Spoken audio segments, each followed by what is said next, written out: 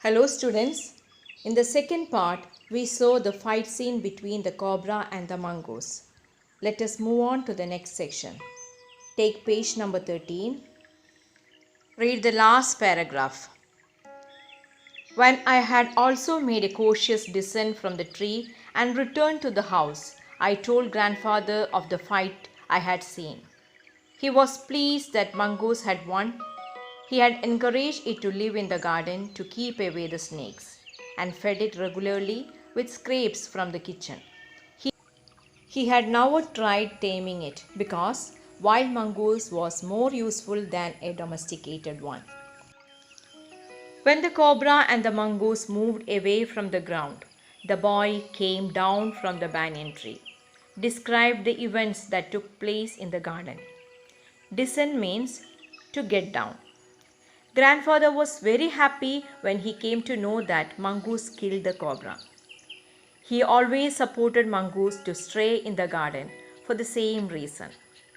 Moreover, he always gave kitchen food waste, but he was not interested in taming it because, according to him, wild mongoose is better than a domesticated one.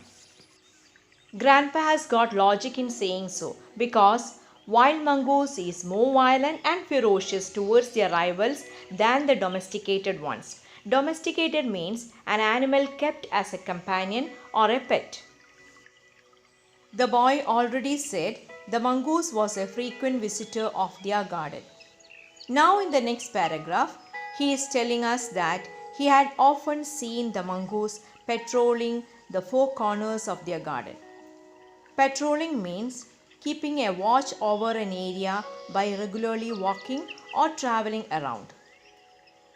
This shows that mongoose move freely in their garden. Most of the time, the boy had seen it with an egg in its mouth. So it is clear that this little fellow had been in their poultry. Poultry is a place where birds such as hen and duck are bred for their egg and meat. But the boy very well knows that grandma would surely pardon it for saving the poultry from the snakes. So we can assume that grandma had always excused this mongoose for taking an egg from their farmhouse.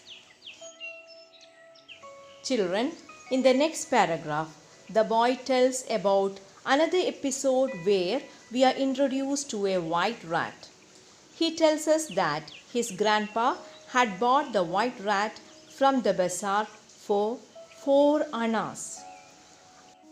An anna was a currency unit used formerly in British India. 16 annas make a rupee. So, his grandfather has bought the white rat for 4 annas, which means the grandfather has bought it for 25 paise.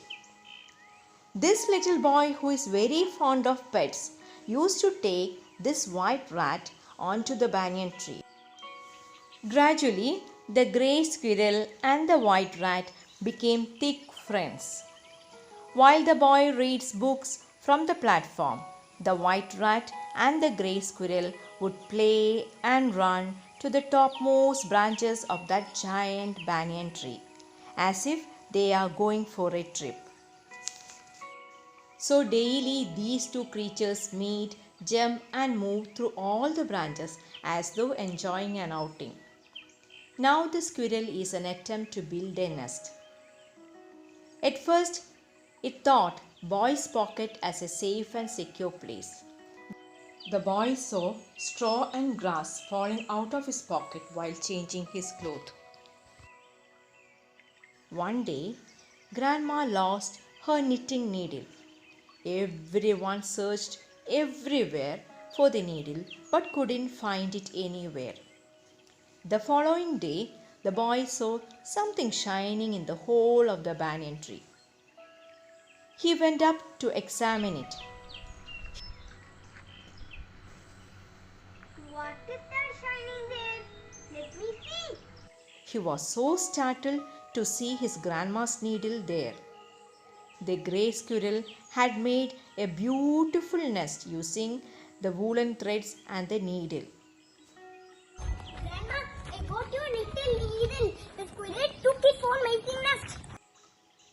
hole was crammed with knitting. The meaning of cram is to stuff or fill up. So the hole was filled up with different colors of woolen threads.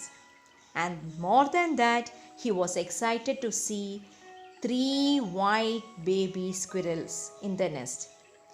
I can't say it. It is a strange thing. 3 white baby squirrels. Grandpa, did you see white squirrels before? Grandfather also came to watch it. Both were so puzzled to see white squirrels.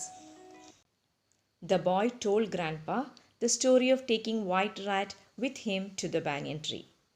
At this point, Grandfather confirmed that White Rat is the father of the white squirrels. He says that both the rat and the squirrel come under the same biological kingdom, and therefore there are chances for them to have offsprings. Offsprings means babies. So, did you all like this chapter? Dear students, in the last part of the lesson, like the boy and the grandpa, we were also astounded to see 3 white baby squirrels, right?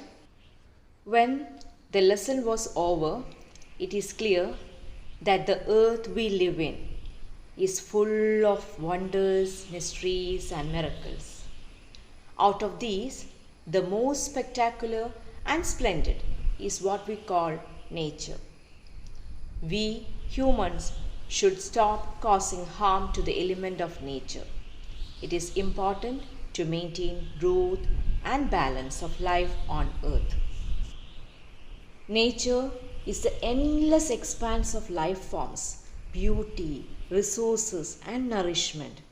Through natural calamities and pandemics, nature has well explained the need for us to conserve it so as to continue life on earth for our future generations.